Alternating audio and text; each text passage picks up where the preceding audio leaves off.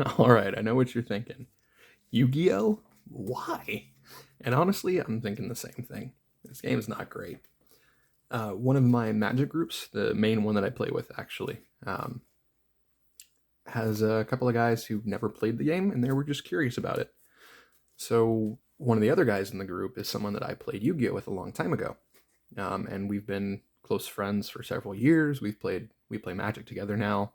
Um, he and I started our competitive group at our store, our local store. So I figured, you know what? I had fun with this deck. It's relatively cheap. I foiled it out, and it was like, I don't know, 250 maybe. Um, I don't have the best foils. I don't have ultis or anything, and I might want to get them one day. But for now, this is great. So, as you can see in the title, this is Hieratic Tzolkin. Now, it's Hieratic Dragons, so it's not competitive by any stretch. The best deck in our little meta is Merlantians. So, like, I mean, it's a great deck. Don't get me wrong. Merlantians are scary, but like I don't need to be playing anything top tier. Shameless plug game theory. If you're in the North Carolina area, especially in the Triangle area, please check them out. That's my home store. I used to work there. Big fan. Met my friend that I was talking about that I played Yu-Gi-Oh with there. Met the guys in the group there. That's where my competitive group is. So game theory's been great. Anyway, onto the deck. So Hieratic Dragons are all high-level monsters. At least the good ones are. I don't run Nuit or Gebeb. I don't run Azir, I think, or Sutek, because they're all bad. They really are. Like, they make the deck more inconsistent, they're dead draws, whatever. Hieratic Dragons have a really cool property. When they're attributed, they special summon a vanilla dragon from your hand, deck, or graveyard and make it 0/0. Pretty cool. Tefnuit's your cyber dragon. Set can be normal summoned without a tribute, and it goes down to 1,000 attack, which is irrelevant, and it can target. It can make it can change the levels of your others. Sue can tribute a hieratic monster from your hand or field to blow up a spell or trap, and Nebthet can do that for monsters. Nebthet's awkward because this is a deck that likes 6s, and she's a 5, so she's a 1 of. Unfortunately, there aren't really many good ways to just make that work. And I'll show you what I have and explain the other options, and you'll see why they're not that great. I run 2 vanillas. I run Wattaildragon and Labradorite. I've seen a lot of people run 2 Labradorite. I think that's a bad idea because I think it's chain destruction, though you're probably never going to see that. And if you run into Tefnuit, and Wattail is like your only monsters in hand, or Tefnuit and a Labradorite, and you have another one in the grave, you cannot, or whatever, you cannot go into Tzolkin that way. So if you're playing a Tzolkin build, this is important. Besides, you can res Wattail as a 2500, which is sometimes relevant. Running fewer vanillas also means that I'm running fewer dead cards, and that was a huge goal of this deck, to try to make the deck as streamlined as possible. It bricks pretty hard, so I'm trying to cut out anything that's dead or gimmicky, like Gebeb, the level 8 hieratic vanilla, pretty much all of their spell and trap support, etc., etc. This is the classic rank 6 engine, but with a new twist. Red Eyes Darkness Metal Dragon, or Red MD, or Dr. Red as we like to call him, was nerfed, but still very useful. I actually don't summon him very often anymore, but still. This card makes the deck. I only run 1 because I don't really want to draw into it. It's not terribly hard to summon, but I'd rather just have it in the grave, and I have ways to get it there. I can special summon it from the hand or grave when if I control at least 2 light or dark dragons. Once returned during my main phase, I can make all of my others become level 8, so it enables rank 8 plays. If it's special summoned that way, it banishes itself and it leaves the field, but I mean, I'm just going to go into a rank 8 with it, so that's irrelevant. Run a single Dragard. Not great, it's really just there for the top decking war. I can do some cutesy things with it. I have one synchro that I can go into with it, and you'll see that later. I'm primarily a Magic player, and I play every single one of my decks is blue. Most of them are also green, so I'm not just a control guy. I like mid-range, I like spell slinging. But anyway, I like counter spells. I like hand traps. So I'm running 6, running 2 Effect Failures and 2 Ash Blossoms, and you'll see the other 2 a little bit later. I have another Ash Blossom and 2 Ghost Ogres. I'm considering finding room for them, but in a 40 card deck, 6 seems like a pretty fair number. Like in my EDH decks, I have 10 counter spells in 100 cards. So, draw power and tutoring.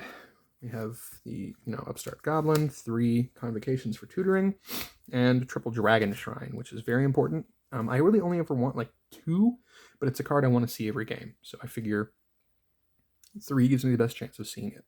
And the reason I want to see that is because I don't want to draw my vanillas, and I want to get Galactic Spiral Dragon in the grave ASAP.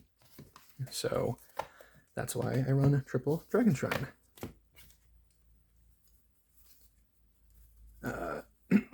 Next up, I have 2 Silver's Cry and Monster Reborn. Silver's Cry is fine.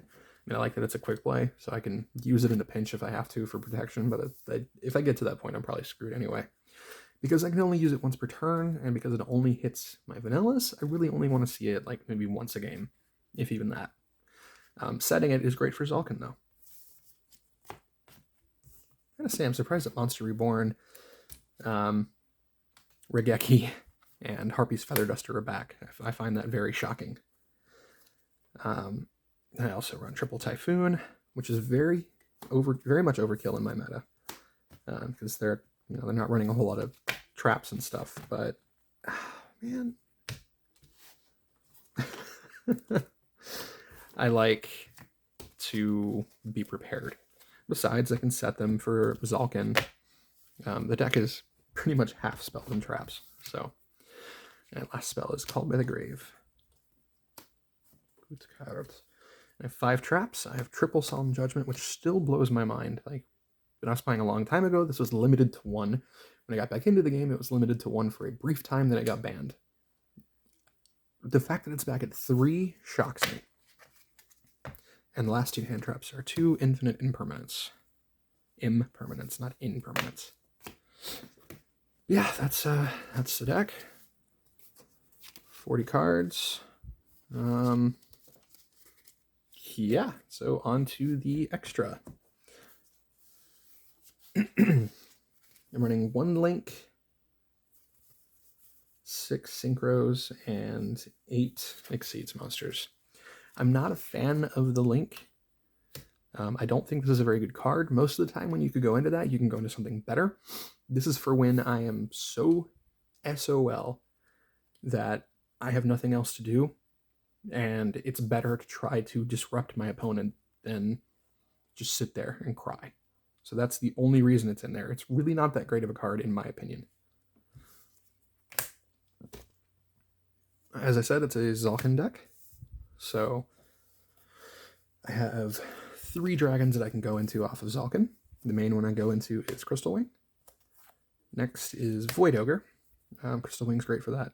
Effect negation, Void Ogre's great because I get Hellbent a lot, so negating spells and traps becomes pretty easy. And just because I like it, Belzy. As a 3000/3000 that can't be destroyed. It's cute. This deck has a lot of 3000s anyway. I run Dragosaitos. The only other realistic option that I can think of is Leo, Keeper of the Sacred Tree, I believe is what it's called. I think that's a 10. And this is for Dragard, obviously. Dragard and Labradorite. It's cute. The fact that it can't be destroyed by battle is basically flavor text. It's a 4000 dude that can deal some damage. Really just there to beat over things. And, like, if I'm top decking and I draw a Dragard, summoning a 4000 beater isn't bad. And Star Eater. Not a great card. I mean, it's basically uncounterable with flavor text after that. Like, the other ability is pretty irrelevant.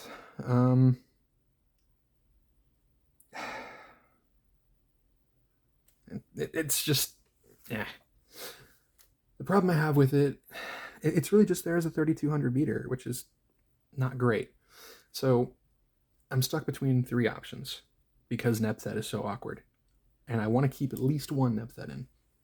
Option one is Star Reader, which means that I don't have to have another vanilla in the deck. I can just go into Labradorite. Option two is Galaxy Serpent, and then I need a level 7 Synchro. Clearwing is good for that. Clearwing is probably better. It's better than Star Reader, but Galaxy Serpent mainboarded just for that is not. And option three is Curse of Dragon for Artifact Durandal, which is a great card, but again, meh. What this deck really, really wants is a level 5 vanilla light dragon. If it was a tuner, it'd be even better. But that's really what this deck wants, because then I can go into Constellar Pleiades, which is stellar. At least it was in the past. Stellar, Constellar. Wow. Okay. Like I said, it's a rank 6 deck, but I only run 2. I run Photon Strike Bouncer because monster effects are important, and a single Atom. I actually don't go into it very often anymore. And the main reason for that is the Red Eyes OTK no longer works. So it's really just there for when I've got a bunch of stuff that I can do, like a bunch of cards. Yeah, I don't use it very much, but it's still good to have. I run one Gaia Charger to go over it. It's the least played card in the entire deck. Atum is really there for, like, if I have a hand that will let me, like, if I have 3 Hieratics but no spells or traps to set, and Galactic Spiral's not in the grave, which has happened, then it lets me go into Atum to grab Galactic Spiral to make a rank 8 and have Atum there for next turn if I still survive. Not the best play, but, you know, it works. Dingirsu, very useful card. I like negating things and sending things to the grave. Yeah, I like it a lot.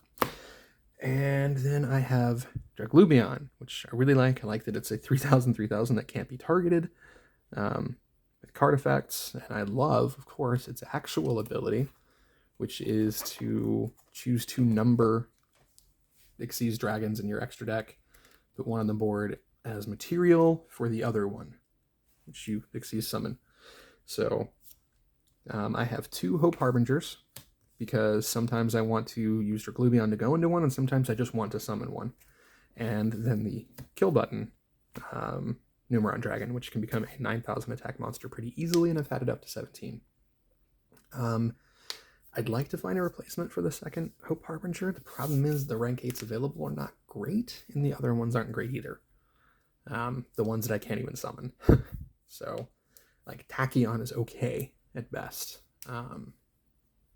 There's one of the Galaxy Eyes ones. It's a 4,500 beater, but all the damage is going to be halved. So, like, so I feel like these are the best. Considering dropping that for, I could put in Scarlet Red Dragon Archfiend, but that kills off Tzolkin as well.